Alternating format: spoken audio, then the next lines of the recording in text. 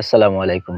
বদলি প্রত্যাশী এমপিওভুক্ত school, college, মাদ্রাসা এবং কারিগরি শিক্ষা প্রতিষ্ঠানের সহকারী প্রধান শিক্ষক এবং কর্মচারীবৃন্দ প্রত্যেককে জানাচ্ছি আন্তরিক অভিনন্দন এবং শুভেচ্ছা। দর্শকবৃন্দ, অনেকদিনই আপনাদের সাথে দেখা নেই। আসলে রমজান মাস থাকার কারণে একটু ক্লান্ত থাকি এবং পর্যাপ্ত সময় হয়ে ওঠে না। এই কারণে আপনাদের সাথে অনেকদিনই কোনো আপডেট নিয়ে হাজির হইনি। এছাড়াও খুব বিশ্বস্ত কোনো আপডেট পাচ্ছিলামও না, যেটা নিয়ে হাজির হব আপনাদের সামনে। প্রায় সেই একই ধরনের ঘষা-মাজার ধরনের নিউজ, এ কারণে আর আসি নাই। তো আপনাদের আজকে বদলি নিয়ে একটা বড় সুখবর জানাতে চলেছি। আপডেট খবর, যদি এটি বাস্তবায়ন হয়। আর এই আপডেটগুলো জানতে আপনারা শেষ পর্যন্ত সাথেই থাকবেন। তো আপডেট কি? আজকে মাননীয় শিক্ষা মন্ত্রণালয়ের যে মাননীয় শিক্ষামন্ত্রী রয়েছেন, তিনি তার দপ্তরে বদলির জন্য যে সফটওয়্যার তৈরি হওয়ার কথা ছিল, সেই সফটওয়্যারটির ডেমো প্রদর্শনের একটা সভা হয় এবং সেখানে ডেমো প্রদর্শন করা হয়েছে, যতটুকু জানতে পেরেছি বিশ্বস্ত সূত্রে এবং মিডিয়ার মাধ্যমে।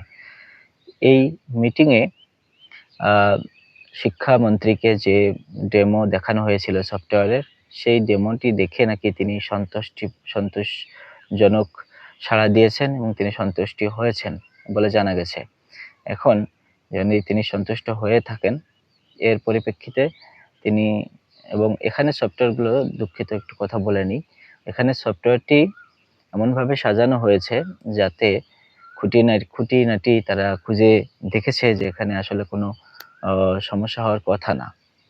আর এই সফটওয়্যারের মাধ্যমে শুধু সহকারী শিক্ষক নয়, বরং প্রধান শিক্ষক এবং কর্মচারীরাও বদলি হতে পারবে, এমন ব্যবস্থাই রাখা হচ্ছে।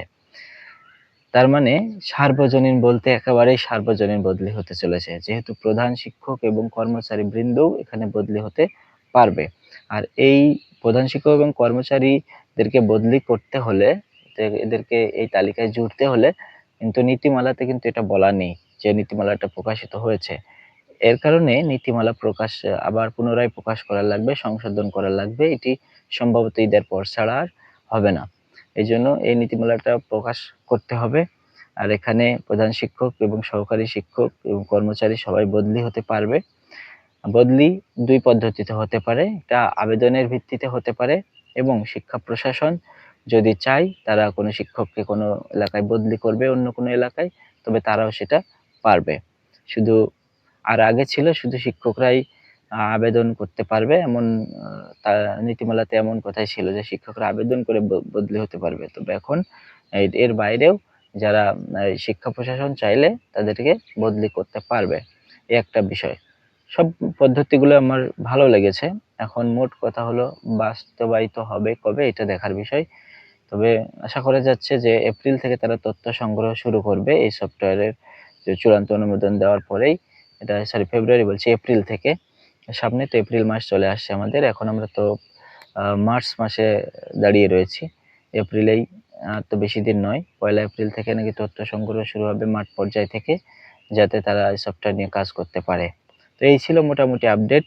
১ নম্বর আপডেট হলো যে এখানে বদলিতে ৩ শিক্ষক, কর্মচারী এবং প্রধান শিক্ষক সবাই বদলি হতে পারবে এবং বদলিটা শুধু শিক্ষকরা আবেদন করে হতে পারবেন এমন না, শিক্ষা প্রশাসন চাইলেও বদলি করতে পারবে। এই ছিল সর্বশেষ খবর। ভিডিওটি ভালো লাগলে শেয়ার, কমেন্ট, লাইক করে পাশে থাকবেন। আসসালামু আলাইকুম।